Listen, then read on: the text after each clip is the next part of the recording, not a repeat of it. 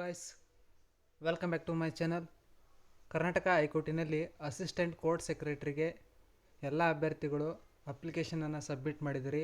ಅದರಲ್ಲಿ SC ಕ್ಯಾಟಗರಿಯವರು ತಮ್ಮ group ಸರ್ಟಿಫಿಕೇಟನ್ನು ಅಪ್ಲೋಡ್ ಮಾಡಿ ಅಂತಂದೇಳಿ ಹೇಳಿದರು. ಕೆಲವೊಂದಷ್ಟು ಅಭ್ಯರ್ಥಿಗಳು ಕಮೆಂಟ್ ಮಾಡಿದ್ರಿ ಯಾವ ರೀತಿಯಾಗಿ ಅಪ್ಲೋಡ್ ಮಾಡಬೇಕಂತಂದೇಳಿ. ಅದರ ಬಗ್ಗೆ ಇನ್ಫಾರ್ಮೇಷನನ್ನು ಕೊಡ್ತಾ ಹೋಗ್ತೀನಿ. ಇನ್ನೂ ಕೂಡ ಯಾರೆಲ್ಲ ಸಬ್ಸ್ಕ್ರೈಬ್ ಆಗಿಲ್ಲ ಪ್ಲೀಸ್ ಸಬ್ಸ್ಕ್ರೈಬ್ ಆಗಿರಿ. ಹಾಗೆ ಲೈಕ್ ಬಟನ್ ಕಾಣಿಸ್ತಿರುತ್ತೆ, ಲೈಕ್ ಮಾಡಿರಿ. ಲೈಕ್ ಮಾಡಿದ್ರೆ ಬನ್ನಿ ಈಗ ಒಂದೊಂದಾಗಿ ನೋಡ್ತಾ ಹೋಗೋಣ. ಈಗ ಗೂಗಲಲ್ಲಿ ಹೋಗಿ ಹೈಕೋರ್ಟ್ ಆಫ್ ಕರ್ನಾಟಕ ಅಂತಂದೇಳಿ ನೀವು ಟೈಪ್ ಮಾಡಿದರೆ ಅಲ್ಲಿ ಮೇನ್ ವೆಬ್ಸೈಟ್ಗೆ ಕಾಣಿಸುತ್ತೆ. ಅದನ್ನು ಕ್ಲಿಕ್ ಮಾಡಿದ ತಕ್ಷಣ ಈ ರೀತಿಯಾಗಿ ಬರುತ್ತೆ. ಹೈಕೋರ್ಟ್ ಆಫ್ ಕರ್ನಾಟಕ ಅಂತಂದೇಳಿ ನೀವು ಚೂಸ್ ಮಾಡಿಕೊಂಡ್ರೆ ಇಲ್ಲಿ ಕಾಣಿಸ್ತಾ ಇದೆಯಾ ಹೈಕೋರ್ಟ್ ಆಫ್ ಕರ್ನಾಟಕ ಅಂತಂದೇಳಿ. ಇದು ಫಸ್ಟ್ ಆಪ್ಷನ್ನ ನೀವು ಕ್ಲಿಕ್ ಮಾಡಿದ ತಕ್ಷಣ ಈ ರೀತಿಯಾಗಿ ಓಪನ್ ಆಗ್ತಾ ಹೋಗುತ್ತೆ. ಇದರಲ್ಲಿ ನೋಡ್ತಾ ಇರ್ಬೋದು, ಇಲ್ಲಿ ನೋಟಿಫಿಕೇಷನ್ಸ್ ಅಂತಂದೇಳಿ ಕಾಣಿಸ್ತಾ ಇದೆ. ಆ ಒಂದು ನೋಟಿಫಿಕೇಷನ್ಸನ್ನು ಕ್ಲಿಕ್ ಮಾಡಿದ ಮೇಲೆ ಈ ರೀತಿಯಾಗಿ ಓಪನ್ ಆಗ್ತಾ ಹೋಗುತ್ತೆ. ಅದರಲ್ಲಿ ರಿಕ್ರೂಟ್ಮೆಂಟ್ ಅಂತೇಳಿ ಕ್ಲಿಕ್ ಮಾಡಿದರೆ ನೆಕ್ಸ್ಟ್ ಹೈಕೋರ್ಟ್ ಅಂತಂದೇಳಿ ಸೈಡಲ್ಲಿ ಕಾಣಿಸ್ತಾ ಇರುತ್ತೆ. ಆ ಒಂದು ಹೈಕೋರ್ಟ್ ಅಂತ ಕ್ಲಿಕ್ ಮಾಡಿದ ತಕ್ಷಣ ಈ ರೀತಿಯಾದಂತಹ ಒಂದು ಪೇಜ್ ಓಪನ್ ಆಗುತ್ತೆ. ಇದರಲ್ಲಿ ಫಸ್ಟ್ ಒನ್ನು ಡಿ ಗ್ರೂಪ್ ಅವ್ರದ್ದಿದೆ, second one assistant court secretary ಇರೋದು, third one data entry assistant ಬಗ್ಗೆ ಇರೋದು. ನಾವೇನು ಮಾಡಬೇಕು, ಅಸಿಸ್ಟೆಂಟ್ ಕೋರ್ಟ್ ಸೆಕ್ರೆಟರಿ ಬಗ್ಗೆ ಆ ಒಂದು ಸೆಕೆಂಡ್ ಒನ್ನನ್ನು ಕ್ಲಿಕ್ ಮಾಡಬೇಕು. ಅದಾದ ನಂತರ ಈ ರೀತಿ ಪೇಜು ಓಪನ್ ಆಗ್ತಾ ಹೋಗುತ್ತೆ. ಇದರಲ್ಲಿ ಇಂಟಿಮೇಷನ್ಸನ್ನು ಕೊಟ್ಟಿದ್ದಾರೆ, ಅದನ್ನು ನೀವು ಓದ್ಕೊಳ್ಳೋದಿದ್ರೆ ಓದ್ಕೋಬೋದು. ಇಲ್ಲಿ ಲಾಸ್ಟಲ್ಲಿ 7th ಪಾಯಿಂಟ್ ಏನಿದೆಯಲ್ಲ, to provide additional information of the candidates applied in pursuant notification ಅಂತಂದೇಳಿ ಇದೆಯಲ್ಲ, ಅದನ್ನು ನೀವು ಜಸ್ಟ್ ಕ್ಲಿಕ್ ಮಾಡಬೇಕು. ಅದನ್ನು ಕ್ಲಿಕ್ ಮಾಡಿದ ಮೇಲೆ ಈ ರೀತಿ ಓಪನ್ ಆಗುತ್ತೆ.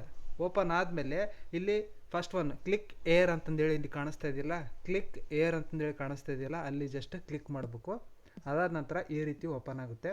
ಇದರಲ್ಲಿ ನಿಮ್ಮ ನೇಮು ಆಟೋಮೆಟಿಕ್ಲಿ ಬಂದಿರ್ತದ, ಇಲ್ಲಾಂದರೆ ಟೈಪ್ ಮಾಡಿರಿ. ನಿಮ್ಮ ನೇಮು ರೆಫರೆನ್ಸ್ ನಂಬರ್ ಕೊಡಬೇಕಾಗುತ್ತೆ. ಅದಾದ ನಂತರ ಚೂಸ್ SC ಸಬ್ ಕ್ಯಾಟಗರಿ, ನೀವು ಯಾವ ಕ್ಯಾಟಗರಿ ಬರ್ತೀರ ಅಂತಂದೇಳಿ ನಿಮ್ಮ ಸಬ್ ಕ್ಯಾಟಗರಿನ ಚೂಸ್ ಮಾಡಬೇಕು.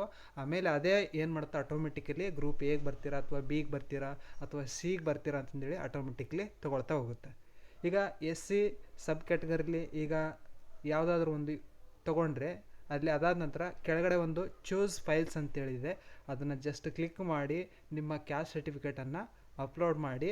ರೈಟ್ ಸೈಡಿಗೆ ಕಾಣಿಸ್ತಾ ಇದ್ದೀರಾ ಅಪ್ಲೋಡ್ ಬಟನ್, ಅದನ್ನು ಜಸ್ಟ್ ಕ್ಲಿಕ್ ಮಾಡಿದರೆ ಅದು ಅಪ್ಲೋಡ್ ಆಗುತ್ತೆ. ಅದು ಮಿನಿಮಮ್ಮು 500 KB ಒಳಗಡೆ ಇರಬೇಕಾಗುತ್ತೆ. ಮ್ಯಾಕ್ಸಿಮಮ್ಮು 500 KB ಒಳಗಡೆ ಇತ್ತಂತಂದ್ರೆ ಅಪ್ಲೋಡ್ ಆಗ್ತಾ ಹೋಗುತ್ತೆ. ಅದ್ರ ಕೆಳಗಡೆ ಸರ್ಟಿಫಿಕೇಟ್ ನಂಬರ್ ಅಂತಂದೇಳಿದೆ, RD ನಂಬರನ್ನು ಅಲ್ಲಿ ಎಂಟ್ರಿ ಮಾಡಬೇಕು. ನಿಮ್ಮ ಕ್ಯಾಸ್ಟ್ ಸರ್ಟಿಫಿಕೇಟು RD ನಂಬರನ್ನು ಅಲ್ಲಿ ಎಂಟ್ರಿ ಮಾಡಿದರೆ ಕೆಳಗಡೆ ಅದನ್ನು ಯಾವಾಗ ಇಶ್ಯೂ ಮಾಡಿದ್ದಾರೆ, ನಿಮಗೆ ಆ ಒಂದು ಕ್ಯಾಸ್ಟ್ ಸರ್ಟಿಫಿಕೇಟನ್ನು ಯಾವತ್ತು ಇಶ್ಯೂ ಮಾಡಿದರೆ ಆ ಒಂದು ಡೇಟನ್ನು ಅಲ್ಲಿ ಮೆನ್ಷನ್ ಮಾಡಿರಿ.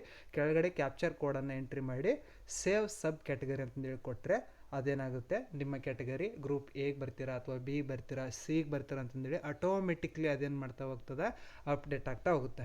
ಅಪ್ಡೇಟ್ ಆದಮೇಲೆ ಏನು ಮಾಡ್ಬೇಕು, ನೀವು ಇನ್ನೊಂದು ಪ್ರಿಂಟನ್ನು ತೊಗೊಳ್ಬೇಕು. ರೀಪ್ರಿಂಟ್ ಅಂತಂದೇಳಿ ಅದು ಕಾಣಿಸ್ತಾ ಇತ್ತಲ್ಲ ಮೊದಲೇ, ಅದನ್ನು ಕ್ಲಿಕ್ ಮಾಡಿ ನಿಮ್ಮ ಅಪ್ಲಿಕೇಶನ್ ನಂಬರು ಮತ್ತು ನಿಮ್ಮ ಡೇಟ್ ಆಫ್ ಬರ್ತನ್ನು ಹಾಕಿ ನೀವೇನು ಮಾಡಬೇಕಾಗುತ್ತೆ, ರೀಪ್ರಿಂಟನ್ನು ತೊಗೊಂಡು ಅದನ್ನು ಡಾಕ್ಯುಮೆಂಟ್ ವೆರಿಫಿಕೇಷನ್ ಮತ್ತು ಸ್ಕಿಲ್ ಟೆಸ್ಟ್ ಸಮಯದಲ್ಲಿ ಅದನ್ನು ಪ್ರೊಡ್ಯೂಸ್ ಮಾಡಬೇಕಾಗುತ್ತೆ. ಇದನ್ನು ನೆನ್ಪಿಟ್ಕೊಳ್ರಿ.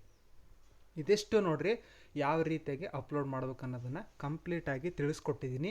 ಈ ಒಂದು ವಿಡಿಯೋವನ್ನು ಆದಷ್ಟು ನಿಮ್ಮ ಸ್ನೇಹಿತರಿಗೆ, ನಿಮ್ಮ ಫ್ಯಾಮಿಲಿಯವರಿಗೆ ಶೇರ್ ಮಾಡಿರಿ, ಲೈಕ್ ಮಾಡಿರಿ. ಹಾಗೆ ಸಬ್ಸ್ಕ್ರೈಬ್ ಆಗೋದನ್ನು ಮಾತ್ರ ಮರಿಬೇಡ್ರಿ. ಎಲ್ಲರಿಗೂ ಕೂಡ ಗುಡ್ ಲಕ್. ಧನ್ಯವಾದಗಳು.